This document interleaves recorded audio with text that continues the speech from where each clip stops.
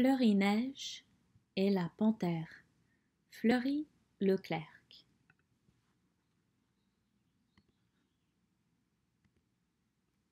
Ce livre appartient à Cameroun, l'Afrique en miniature. Fleury-Neige et la panthère.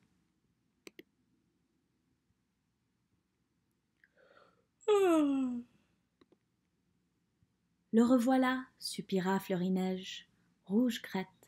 C'est ainsi que Fleury avait nommé le coq qui chantait bruyamment devant sa fenêtre alors que le soleil se levait dans le ciel d'Afrique centrale. Et je faisais un si beau rêve. Fleury-Neige s'étira dans le lit et éloigna ses cheveux tressés de ses grands yeux bruns. Sa mère lui avait donné le nom de Fleury-Neige, bien qu'il n'ait jamais neigé au Cameroun. Pourtant, sa mère croyait qu'une fleur de neige était aussi pure que la neige blanche et aussi belle qu'une pétale en pleine éclosion. Fleury-Neige jeta un coup d'œil par la fenêtre et ouvrit joyeusement les bras pour accueillir le nouveau jour. « Ça va être une autre journée exaltante, dit-elle à haute voix.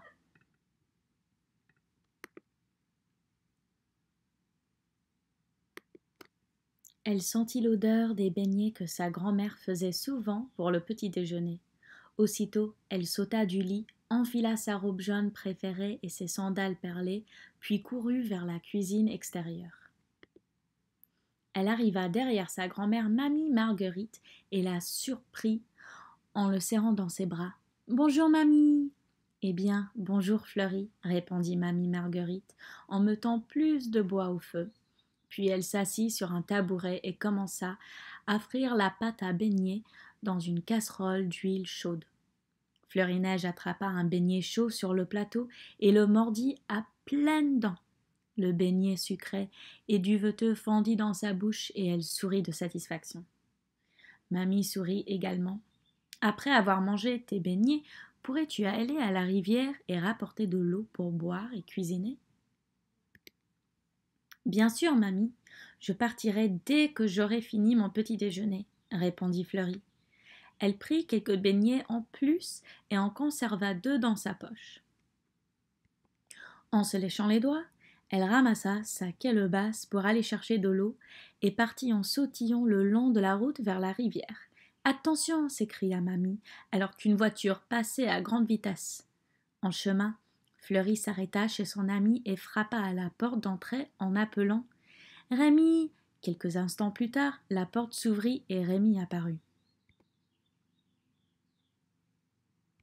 « Salut Fleury, où vas-tu ?» demanda-t-il. « Je vais à la rivière. Veux-tu venir ?» demanda Fleury-Neige. « Bien sûr, dit Rémi. » Il saisit sa cruche d'eau et les 2 amis se mirent en route. Ils quittèrent le village de Bankolo et se dirigèrent vers la rivière en chantonnant gaiement l'hymne national du Cameroun qu'ils apprenaient à l'école.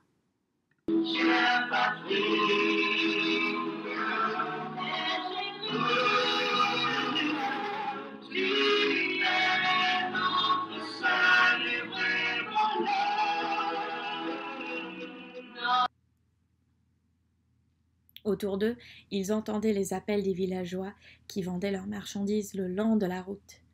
Fleury-Neige se souvint des 2 beignets qu'elle avait mis dans sa poche et les donna à Rémi. « Merci Fleury, » dit-elle en les mangeant de bon appétit.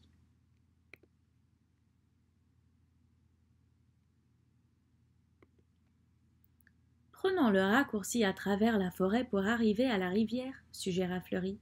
C'était une journée chaude, mais les bubingas, les grands palmiers et les bananiers à feuilles géantes fournissaient de l'ombre le long du chemin.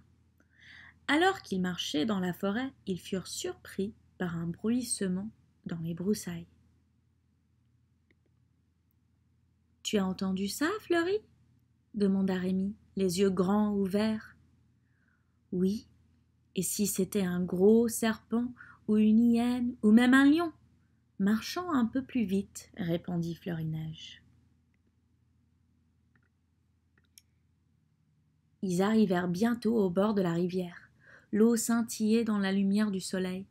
Ils jouèrent dans l'eau fraîche et ramassèrent des cailloux brillants près de la rive. Hé, Fleury, regarde ça! Rémi fit ricocher un caillou jusqu'à l'autre côté de la rivière. Laisse-moi essayer, dit Fleury-Neige.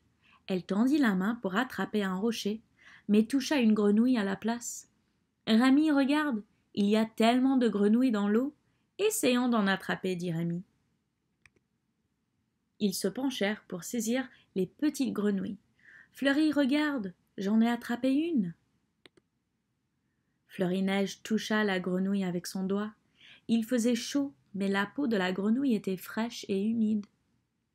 Elle sauta de la main de Rémi et plongea dans la rivière. Fleury dit en riant, « Elles sont si rapides, on devrait puiser notre eau et rentrer à la maison. » Ils remplirent leur cruche d'eau. Fleury équilibra la calebasse sur sa tête et les deux amis retournèrent au village.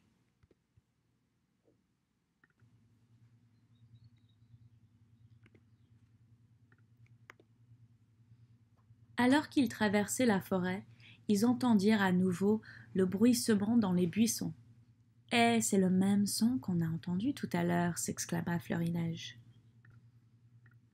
Allons voir ce que c'est.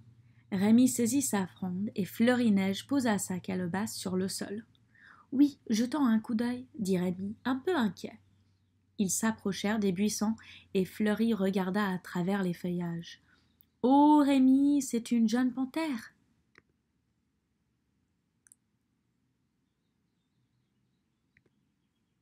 Les deux enfants écartèrent les feuilles et admirèrent la belle petite panthère.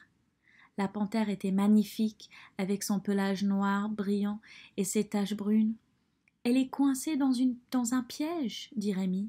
« La pauvre, » dit Fleury, qui espérait pouvoir l'aider. Elle s'approcha prudemment de la panthère en regardant autour d'elle au cas où sa mère se trouverait à proximité et essayerait de protéger son petit. La panthère les regarda avec ses yeux verts, émeraude emplis de crainte, mais elle ne recula pas. « Je pense que nous pouvons défaire le piège et la libérer, » dit Fleury-Neige en se penchant. La panthère grogna, mais Fleury lui parla doucement. « Ne t'en fais pas, petite panthère, je m'appelle Fleury-Neige et voici Rémi. On veut juste t'aider. » La voix douce de Fleury-Neige calma le panthère, ce qui leur permit de s'approcher. Fleury-Neige tendit la main et la panthère le renifla. « Nous allons te sortir de ce piège, » dit-elle calmement. Elle tira la chaîne du piège pendant que Rémi l'ouvrait avec 2 bâtons. Koutchink! Le piège s'ouvrit, mais la panthère ne s'enfuit pas.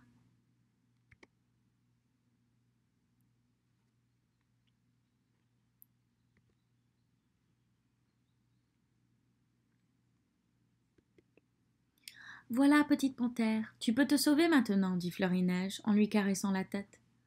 Puis Fleury et Rémi rassemblèrent leurs cruches d'eau et marchèrent jusqu'à la route, à la lisière de la forêt. Un bruissement de feuilles les fit sursauter à nouveau. Le panthère les suivait en boitant.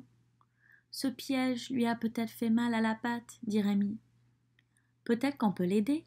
Elle est si adorable, » s'exclama Fleury-Neige. Elle se pencha et donna au jeune animal de l'eau de sa calebasse. Puis elle versa le reste sur l'herbe. Elle prit soigneusement la petite panthère et la plaça à l'intérieur de la calebasse en s'assurant qu'elle était bien installée. « Ramenons-la rapidement à la maison, » dit Fleury en plaçant la calebasse sur sa tête, et elle se précipita chez elle, accompagnée de Rémi. «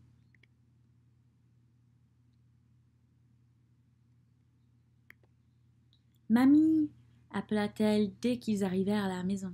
« Oui, Fleury, » répondit Mamie, qui était en train d'étendre des vêtements pour les faire sécher. « Regarde ce que j'ai dans ma calebasse. » Mamie se retourna et fut surprise de voir ce qu'il y avait dans la calebasse. « Oh mon Dieu, Fleury, c'est une jeune panthère. Pourquoi as-tu ramené une panthère à la maison? Cela aurait pu être dangereux pour vous, surtout si sa mère était proche. Où l'avez-vous trouvée? » « Elle s'est fait prendre dans un piège dans la forêt. Rémi et moi l'avons libérée. Puis elle nous a suivis jusqu'à la route. Sa patte est blessée, alors je l'ai portée dans ma calebasse jusqu'à la maison. Tu n'as pas apporté l'eau comme je te l'ai demandé, mais ça ne fait rien, répondit mamie en souriant. Je suis contente que tu sois en sécurité et que tu ailles penser à aider la petite panthère. Je vais chercher des bandages. Je dois rentrer chez moi, mais je suis content que la panthère soit en sécurité, dit Rémi, alors qu'il se dirigeait vers sa maison. Mamie alla chercher des bandages pendant que Fleury-Neige sortait la panthère de la calebasse. Elle lava sa patte dans un bol d'eau propre, puis mamie la sécha avec une serviette et passa ensuite de la pommade cicatrisante sur la plaie. Sais-tu, Fleury-Neige, que la panthère est le symbole animal de notre famille en raison de sa force et de son calme? C'est peut-être pour ça qu'elle t'a laissé la libérer et vous a suivi. Tu es forte et calme, toi aussi. Vraiment? Je ne savais pas tout ça au sujet de notre famille, répondit Fleury-Neige fièrement. Fleury tint la panthère pendant que mamie enroulait le bandage autour de sa patte. Quand elles eurent terminé, Fleury-Neige lui caressa la tête et la panthère se mit à ronronner. Bon travail, Fleury, dit maman. La blessure de la panthère guérira dans quelques jours et nous pourrons la ramener dans la forêt pour qu'elle soit avec sa famille.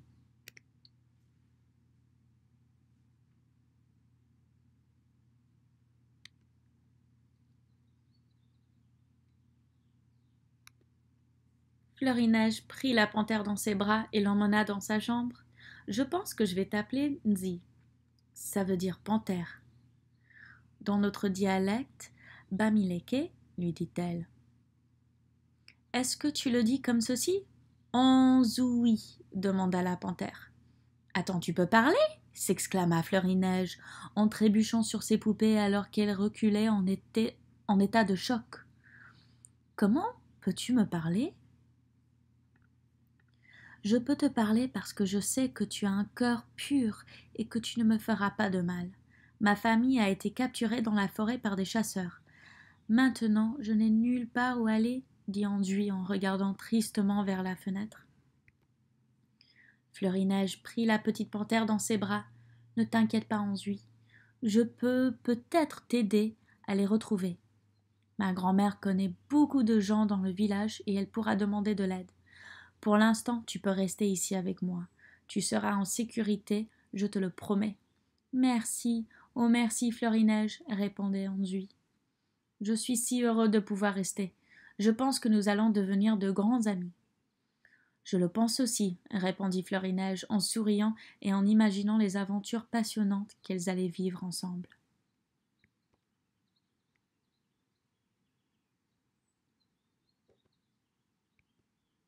Et fin.